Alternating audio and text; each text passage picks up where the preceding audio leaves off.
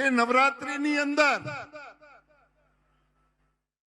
જે આપણી બહેનો દીકરીઓ ગરબાની અંદર રાસ અને દાંડિયા રાસની અંદર જ્યારે જાય છે ત્યારે ઘણા એવા વિધર્મીઓ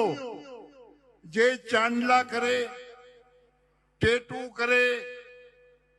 ડુપ્લિકેટ આધાર કાર્ડ બનાવે અને આપણી બહેનો દીકરીઓને જે ટાર્ગેટ કરે છે,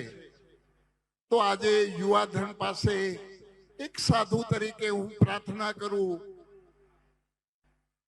પ્રભુ પહેલા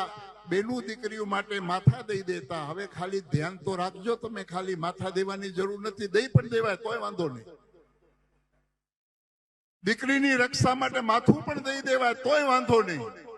પણ નવરાત્રીની અંદર ખાસ પ્રભુ જ્યાં જ્યાં પંડાલો હોય ત્યાં અહીંયા જ્યાં તમે મારો અવાજ સાંભળો છો,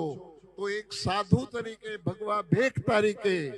હું તમને પ્રણામ કરીને કહું છું કે દાંડિયા ઓછા રમજો, પણ આપણી બહેનો દીકરીઓ રમતી હોય એ કેમ સલામત રહીએ એવું ધ્યાન રાખજો. કેમ કે વિધર્મીઓ આપણી બહેનો દીકરીઓને ટાર્ગેટ બનાવે છે અને વિધર્મીઓ આજે પ્રભુ 2 દિવસ પહેલા જ ભારતના પંતપ્રધાન માનનીય મોદી સાહેબ ના માતુશ્રી વિશે જો અપશબ્દો બોલી જતા હોય આ નાલાયકો, તો આપણે સમજવાનું છે